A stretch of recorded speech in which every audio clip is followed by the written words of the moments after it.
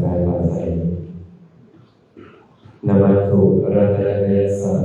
ขอความนอบน้อมของพระเจ้ามีแด่พระรัตนตรัยอาภิวาทนาน้อมพระจอมไตรตั้งพาพระพุทธาภูโลกตั้งเป็นองค์แก้วในปฐม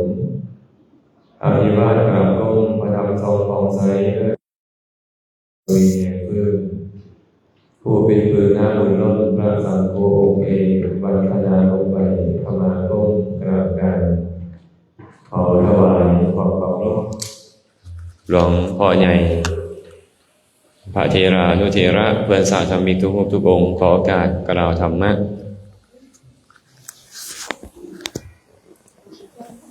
สัจจังภะเนนะโกเชยาทัชฌาปัสสมิยาจิโตเอเตหิติหิธาเนหิขัจเฉเทวานะสันติเก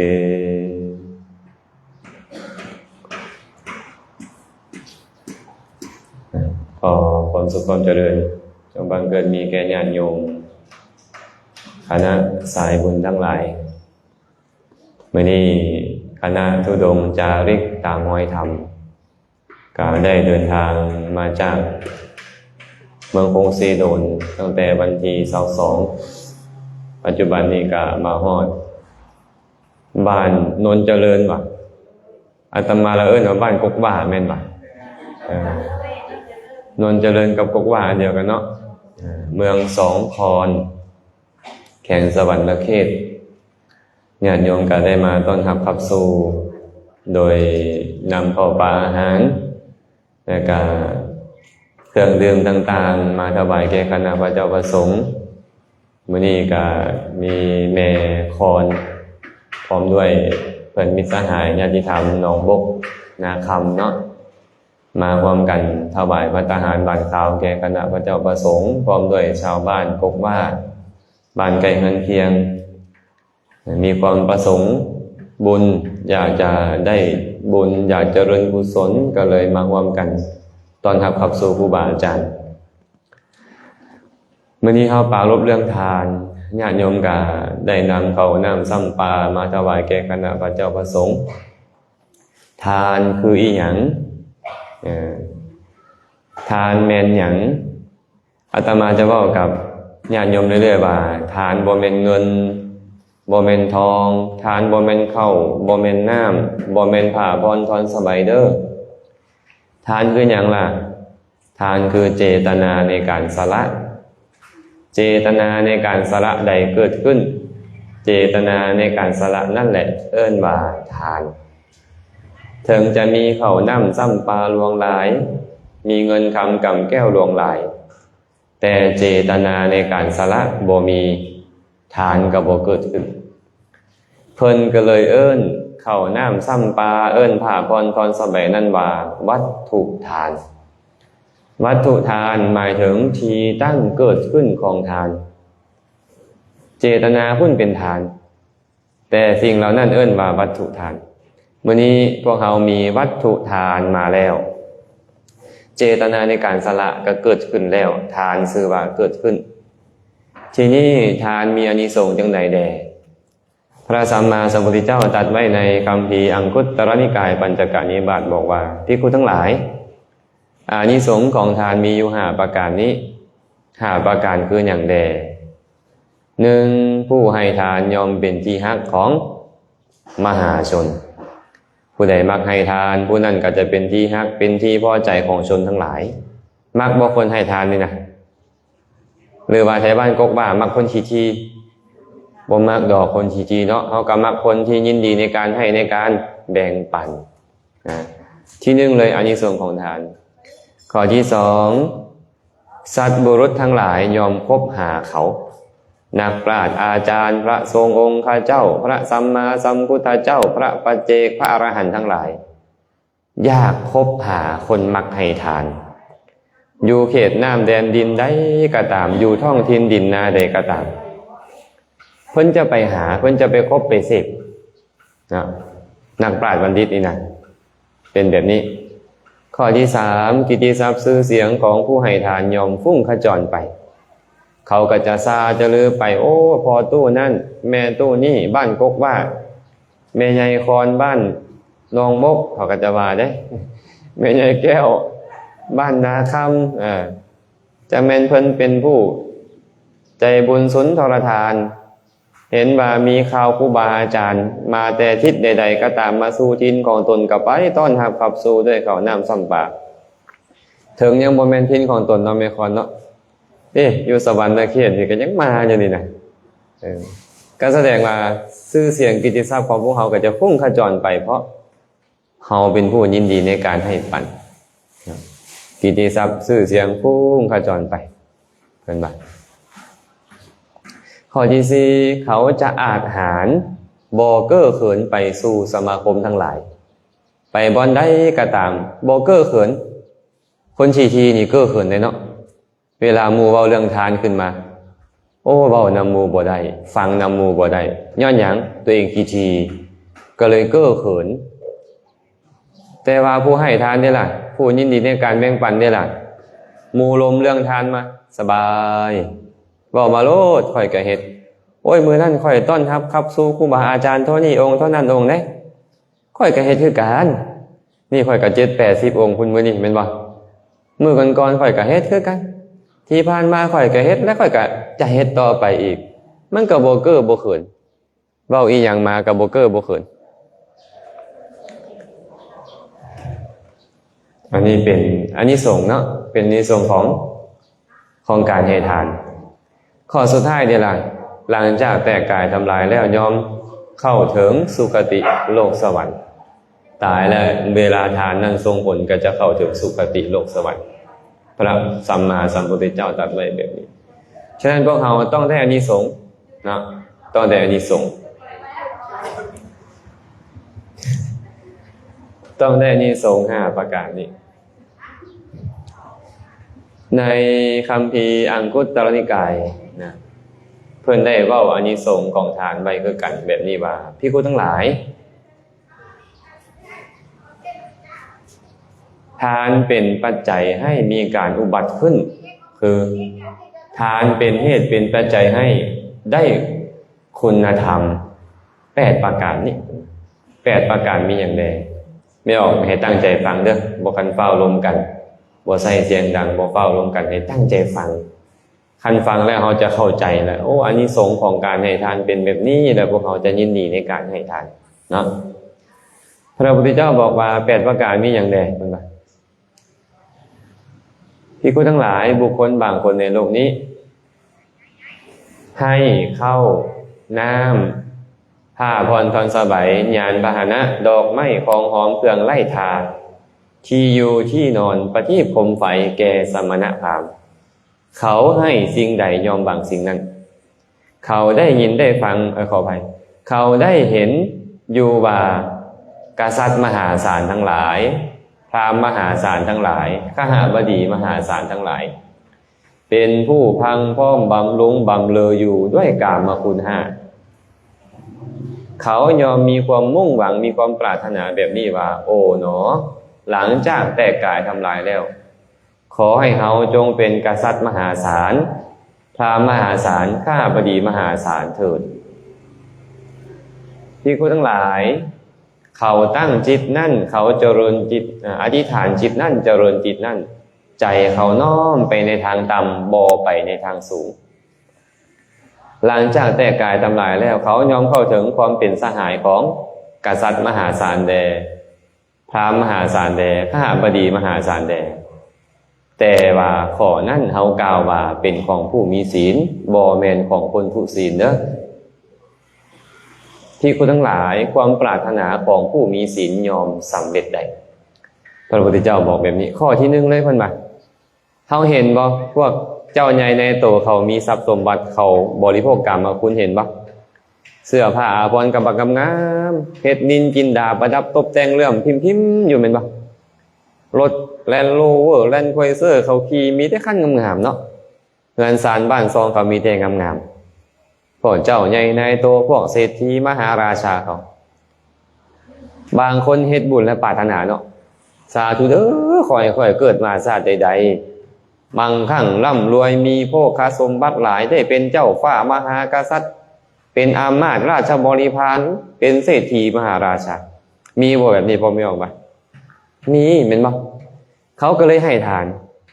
พอให้ทานไปละอยากจะเป็นแบบนั้นพระพุทธเจ้าเลยบอกว่า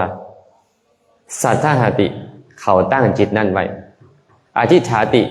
อธิษฐานจิตนั่นภาเวติเจริญจิตนั่นใจน้อมไปในทางต่ำบ่ไปในทางสูงเป็นอย่างจึงบอกว่าน้อมไปในทางต่ำเพราะเจ้าน้อมไปในการเกิดเมื่อเทียบกับมรรคผลนิพพานชื่อว่าต่ำเจ้าน้อมไปในการบริโภคกามคุณ5บ่น้อมไปในทางจะสลัดออกจากกามคุณ5บ่เป็นไปเพื่ออบรมบ่มมรรคผลนิพพานเพื่อเลยเอิ้นว่าน้อมไปในทางต่ำเมื่อใจมันน้อมไปแต่แบบนี้เมื่อตายไปก็ไม่เป็นแบบนั้นแต่ต้องของผู้มีศีลได้เป็นบ่คนบ่มีศีลนี่ไปเกิดในสวรรค์บ่ได้เด้ไปเกิดในสวรรค์บ่ได้ความปรารถนาของผู้มีศีลจึงสำเร็จได้มีศีลกันได้บ่พวกเขาแมวแก้วมีศีลอยู่บ่มีจะข้อ3หรือ4ครบเนาะมีครบมีครบคันมีครบความปรารถนาสำเร็จได้ฉันพวกเขาก็เลยต้องบ่แม่นแค่ให้ทานเนาะต้องมีศีลนำหากมีศีลทองพื้นแล้วทานนั้นทรงผลไปเกิดชาติใดก็มั่งคั่งร่ำรวยมีโภคสมบัติแน่นอนพระพุทธเจ้าตรัสต่อไปว่าภิกษุทั้งหลายบุคคลบางคนในโลกนี้ให้ทานคือข้าวน้ำยานพาหนะผ้าพรตอนสบายเครื่องดอกไม้ของหอมเครื่องไล่ทาที่อยู่ที่นอนประทีปโคมไฟแก่สมณพราหมณ์เขาให้สิ่งใดยอมบางสิ่งนั้นเขาได้ยินได้ฟังมาว่าเทวดาสั้นจาตูมเป็นผู้มีอายุยืนมีผิวพรรณวรรณะงดงามมีความสุขหลายเขาจึงคิดแบบนี้ว่าโอ๋หนอหลังจากแตกกายทำลายแล้วขอให้ข้าพเจ้าจงเข้าถึงความเป็นสหายของเทวดาสั้นจาตูมเถิดภิกษุทั้งหลายเขาตั้งจิตนั่นอธิษฐานจิตนั่นเจริญจิตนั่นอยู่ใจเขาน้อมไปในทางต่ำ3บ่ไปในทางเจริญขึ้นภิกษุทั้งหลายหลังจากแต่กายแล้วเขายอมเข้าถึงความเป็นสหายของเทวดาสั้นจาตุมแต่ข้อนั่นเขากล่าวว่าเป็นของผู้มีศีลบ่แม่นของคนทุศีลภิกษุทั้งหลายความปรารถนาของผู้มีศีลยอมสำเร็จได้นี่ให้ทานมื้อนี้นี่เขามีศีลทองพื้นแล้วเนาะเจ้าอย่าเป็นเทวดาสั้นจาตุมเจ้าไปเป็นได้เลยปัญจาตายไปหากทานนี่ได้โอกาสทรงผลสั้นจาตุมมีดีแบบใดเพื่อนบอกว่าในสวรรค์สั้นจาตุมนี่นะอายุของมนุษย์50 ปีทอมือเดียวขึ้นเดียวเขามีอายุอยู่500 ปีทิพย์เทียบกับอายุของมนุษย์คือ9 ล้านปีมนุษย์พวกเฮาสิอยู่อีกจักปีแม่คอนเอาอีก10หรือ20ดีคันฮอดก็ดีเนาะคันฮอดก็ดีอีก10 20ปีย่านบ่ฮอดเบิ่งแล้วนี่ยกแขนก็เริ่มยกบ่ขึ้นยกขาก็เริ่มยกยากแม่นบ่คันได้เท่านั้นล่ะดีตื่มแหละแต่ว่าคันเฮ็ดบุญแล้วไปเกิดในสวรรค์สั้นจาตุมอย่างน้อยอายุ9 ล้านปีไม่เอาดีบ่แบบเนี้ยโอ้ต้องฝ่าวเฮ็ดเด้อนี่เด้อต้องฝ่าวเฮ็ดเห็นบ่พ่อใหญ่เพิ่นบอกว่าเขากำลังจะแต่แน่อยู่โซนบ้าน จะเอาไปปลามื้อนี้พอดีอาจารย์ว่าซั่นไปบอกเราไม่เฮ็ดบุญได้บ่พ่อใหญ่อยู่ในโรงนะไม่เฮ็ดได้บ่ได้เนาะครอบครัวเรามีเงินมีศาลมีข้าวน้ำซ้ำป่าแม่นบ่มีเงินมีทองแต่ว่าตอนนี้ไปบอกเราไม่เฮ็ดบุญบ่ได้จะเฮ็ดได้ก็ตอนที่เรายังมีชีวิตอยู่เท่านั้นรวยล้นฟ้าแต่ถ้าตายแล้วบ่มีโอกาสเฮ็ดบุญทุกจนอนาถาปานใดก็ตามแต่คนขวยในการเฮ็ดบุญผู้นี้จะมีบุญเนาะเนี่ยอยู่อีก10-20 ปีแต่ว่าเฮ็ดบุญไปเกิดในสวรรค์9 ล้านปีอย่างต่ำตรงกันข้ามนี่ล่ะอยู่อีกเป็น100 ปีเฮ็ดแต่ความชั่วอะไรไปเกิดในนรกอีกหลายล้านปีเอาบ่มีเอาแก้วไปนี่คันบ่เอาละเซาเด้อ ชิดบ่ดีเว้าบ่ดีเฮ็ดบ่ดีแล้วเศร้าขี้ที่ขี้เหนียวต้องทิ่มอิจฉาริษยาหมู่ต้องบ่ให้มีต้องเศร้าพวกเนี้ยเนาะแสดงว่าเฮ็ดให้ทานเนี่ยอยากเป็นเทวดาสั้นจ่าตูมก็ได้บ่แม่นแต่สำคัญเลยพระพุทธเจ้าก็เลยเว้าต่อว่าภิกษุทั้งหลายบุคคลบางคนในโลกนี้ให้ข้าวน้ำผ้าพรท่อนสบายยานพาหนะ ดอกไม้เครื่องไล่ถาประทีปพรมไฟที่อยู่ที่นอนแก่สมณพราหมณ์เขาให้สิ่งใดยอมบางสิ่งนั้นเขาได้ยินได้ฟังมาว่าเทวดาสั้นด่าบ่ดึงขออภัยยามาดุสิตนิมมานารดีปรนิมมิตวสวัสดีเป็นผู้มีอายุยืนมีผิวพรรณวรรณะงดงามมีความสุขหลายเขาเลยตั้งความปรารถนาแบบนี้ว่าโอ๋หนอหลังจากแตกกายทำลายแล้วขอข้าพระเจ้าจงเข้าถึงความเป็นสหายของเทวดาสั้นด่าบ่ดึงแดยามาแดดุสิตแดนิมมานารดีแดปรนิมมิตวสวัสดีแดภิกขุทั้งหลายเขาตั้งจิตนั่นอธิษฐานจิตนั่นเจริญจิตนั่นอยู่ใจเขาน้อมไปในทางตามสามบไปในทางเจริญขึ้นหลังจากแตกกายทำลายแล้วเขายอมเข้าถึงความเป็นสหายของเทวดาสั้นด่าว่าดึงแด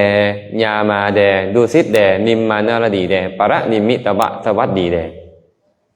แต่ข้อนั่นเขากล่าวว่าเป็นของผู้มีศีลบ่แม่นของคนทุศีลภิกขุทั้งหลายความปรารถนาของคนผู้มีศีลยอมสำเร็จได้เขาเคยได้ยินครูบาอาจารย์บอกเนาะเทวดาเขาอายุยืนได้เขางามได้อายุยืนซ้ำใดล่ะเทวดาสั้นดาวดึง36 ล้านปีอายุเขาสั้นยามา144 ล้านปีสั้นดุสิต576 ล้านปีสั้นนิมมานารดี2,304 ล้านปีสั้นสูงสุดปรนิมมิตวสวัสดีในกามวจรนี่นะ 9,216 ล้านปีโดนบ่โดนเนาะโดนแต่พระพุทธเจ้าบอกว่าให้ทานแล้วปรารถนาอายุยืนแบบนั้นก็เป็นไปได้แต่ต้องมีศีลของพื้นบ่แม่นของคนทุศีลเด้ก็ใช้เวลาที่เฮาถวายทานเป็นหยังสารวัตรก็ตามเขาเอิ้นมากฐานยกเนาะหรือว่าศีลวัตรก็แล้วแต่แล้วแต่ผู้สิเอิ้นจังพาเฮาไปพาอาศีลก่อนเนาะก็เพื่อให้ตัวเองมีศีลให้ตัวเองมีศีลนั่นแหละต้องมีศีลเป็นพื้นจึงจะเข้าถึงสุคติโลกสวรรค์ได้แต่เกิดเป็นเทวดาแล้วบ่เนี่ยอายุยืนแล้วบ่พอแม่ใหญ่เอ้ยงามบ่มีดอกอันหอยตุปุบตะปิบอยู่หน้าคือพวกเฮาเนี่ยอาตมาเอิ้นมาหอยรถไถบ่เอิ้นมาหอยตีนกาเด้อมันใหญ่กว่าหอยรถไถแล้วเห็นบ่ฉะนั้นเขานี่บ่มีแบบนี้เกิดมาปุ๊บเหมือนกับผู้หญิงอายุ16 ปีงามแบบนั้นอยู่ตลอดเขาแป้งบ่ต้องทาบ่มีดอกยี่ห้อเซินนองเซินแนลอีหยังให้มาเฮามาใส่กันนะบ่มีบ่ได้ขายอยู่สวรรค์งามอัตโนมัติปากนี่ก็บ่ต้องไปเฮ็ดกระจับให้มันยากมันงามเองบ่ต้องทาลิปสติกผิวพรรณวรรณะงดงามผมงามหมดอย่างอยู่เว้ยเป็นเทวดานี่นะแต่ว่าเฮาต้องให้ทานและมีศีลเป็นพื้นจึงสามารถไปเกิดในสวรรค์ได้น่าไปบ่เทวดาบ่มีโรคภัยไข้เจ็บบ่มีโรคเก้าบ่มีความดันบ่มีมะเร็งบ่มีเบาหวานบ่มีโรคเอดส์บ่มีกระเพาะบ่มีพ่อใหญ่เอ้ยเป็นตาไปบ่ไปเนี่ยอาหารเป็นทิพย์เสื้อผ้าอาภรณ์เป็นทิพย์รูปเสียงกลิ่นรสสัมผัสเป็นทิพย์เบิดแต่เจ้าต้องมีศีลและมันให้ทานจึงจะไปได้เงินเฮ็ดให้ไปสวรรค์บ่ได้พ่อใหญ่รวยปานใดก็ไปสวรรค์บ่ได้ยศถาบรรดาศักดิ์เฮ็ดให้ไปสวรรค์บ่ได้มียศใหญ่ปานใดก็ตามมีบริวารหลายปานใดก็ตาม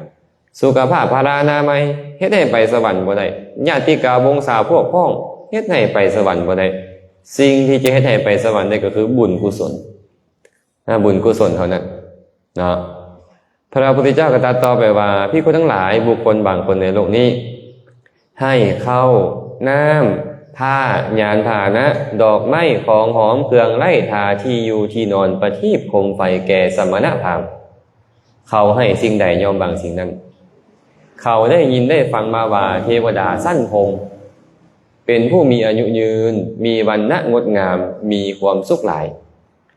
เขาเลยตั้งความปรารถนาแบบนี้ว่าโอ๋หนอหลังจากแต่กายทำลายแล้วขอข้าพเจ้าจงเข้าถึงความเป็นสหายของเทวดาสั้นพงเถิดภิกษุทั้งหลายเขาตั้งจิตนั่นอธิษฐานจิตนั่นเจริญจิตนั่นอยู่ใจเขาน้อมไปในทางต่ำบ่ไปในทางเจริญขึ้นเขายอมเข้าถึงความเป็นสหายของเทวดาสั้นพง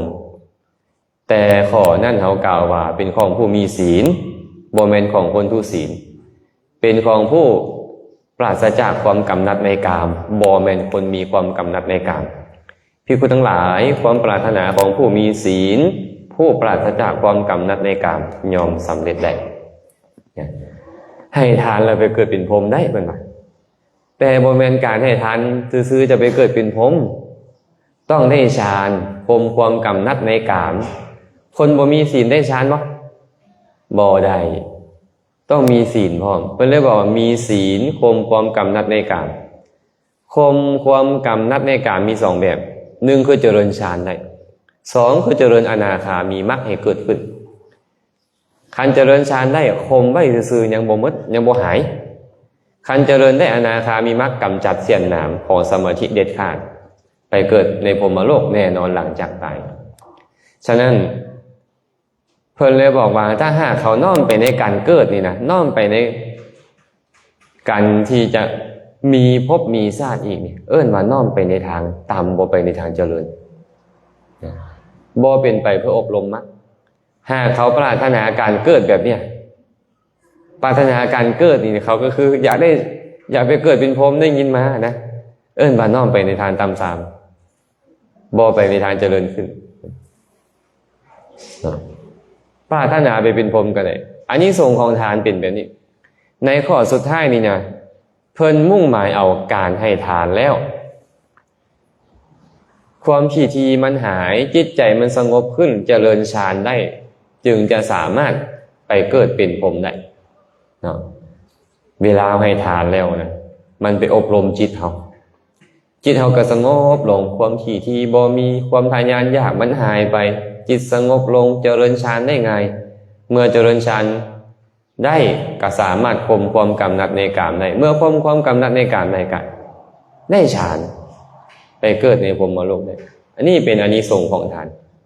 เข้าใจว่าให้ทานนี่ดีป่ะดีมีบ่ที่บ่ดีนะมีบ่ให้ทานบ่ดีบ่มีเนาะคันเอาเหล้าไปให้ยาคูกินนี่ดีป่ะให้อยู่แต่บ่ดีอันนั้นบ่เป็นทานบ่จัดเป็นทานเพิ่นบอกว่าการให้สุราเป็นทานบ่จัดเป็นทานนอกจากให้เพื่อเป็นยาเอาไปผสมยาทาแพ้บ่หรือรักษาโรคภัยจังค่อยเป็นทานได้2ให้การละเล่นเอาดนตรีมาเสพให้ฟังจ้างหมอลำขับงึมโอ้ยแถวนี้บ่มีดอกขับงึมแถวนี้จะเป็นตังหวายก็บ่จักเด้อแบบเนี้ยบ่เป็นทานจ้างวงดนตรีจ้างคอนเสิร์ตมาบ่เป็นทานให้สุราให้ดนตรีการละเล่นบ่เป็นทานเนาะให้ผู้หญิงกับผู้ชายไปเสพสมกันบ่เป็นทานให้สัตว์ตัวผู้กับสัตว์ตัวแม่ไปผสมพันธุ์กันบ่เป็นทานและให้ภาพโป้เปื่อยลามกก็บ่เป็นทานให้อยู่แต่บ่จัดเป็นทานเพิ่นว่าเพราะเหตุใดเพราะความประสงค์ของผู้ให้บ่เป็นกุศลอยากให้เขามัวเมาก็เลยบ่เป็นกุศลบ่เป็นตาเศร้าบ่พวกเขาเอาวงดนตรีมาเสพนี่นะน่าจะเศร้าเลยพ่อใหญ่เนาะเสพก็เสพอยู่ข้างวัดไปเฮ็ดหยังล่ะอยู่วัดน่ะไปเหี่ยวใส่วัดขออภัยด้วยอาจจะเว้าแปลนเกินไปไปเหี่ยวไปทายใส่วัดน่ะทายอุจจาระทายปัสสาวะใส่วัดหันแม่นบ่เมาแล้วก็ไปจกคอห้างใส่วัดหันทิ่มขี้เหงื่อใส่วัดหันบ่นำสั้นไปปั้มกันอยู่วัดอันผู้บ่าวผู้สาวก็ได้ ดีบ่แบบนี้บ่ไม่ออกว่าไม่บ่ดีบ่เป็นตาเศร้าบ่ฮะเป็นตาเศร้าเลยเนาะพ่อใหญ่เนาะคันเป็นตาเศร้าแล้วก็พากันเศร้าเด้อเฮ็ดแนวอื่นให้ครูบาอาจารย์มาเทศน์เนี่ยนิมนต์ญาพ่อเพิ่นญาทานเพิ่นมาเทศน์ให้ฟังให้เข้าอกเข้าใจให้ใจมันเป็นบุญเป็นกุศลเนาะอันนี้ก็เป็นอานิสงส์ของทานที่พวกเขาจะได้ฉะนั้นมื้อนี้ทางคณะเจ้าภาพเจ้าศรัทธามีแม่คอนแม่แก้วเป็นต้นเนาะที่มาจากหนองบกนาคำเมืองหนองบกพุ่นแหละแข่งขมวนพร้อมด้วยญาติธรรมบ้านกกบ้าบ้านนนเจริญเนาะและญาติธรรมบ้านใกล้เคียงเมื่อสุขุสุคนที่มาเป็นเจ้าภาพถวายภัตตาหารแก่คณะจาริกธุดงค์ตามห้อยธรรมในครั้งนี้อาตมาภาพในนามตัวแทนของคณะสงฆ์ก็บ่มีสิ่งใดเนาะที่จะตอบแทนก็มีแต่ธรรมะเล็กน้อยมาบอกมากล่าวสู่ฟังก็ขอให้กุศลผลบุญทั้งหมดที่ทุกคนทุกท่านได้ตั้งใจเฮ็ดดีแล้วนี้จงเป็นปัจจัยอำนวยไว้ใส่ให้ทุกคนทุกท่านจงได้ประสบพบเจอแต่ความสุขปราศจากทุกข์ทั้งปวงหากปรารถนาสิ่งหนึ่งประการใดอันเป็นไปในทางที่ชอบประกอบด้วยธรรมแล้วก็ขอให้ความปรารถนาของทุกคนทุกท่านจงสำเร็จโดยทั่วกันทุกท่านทุกคนเทอญ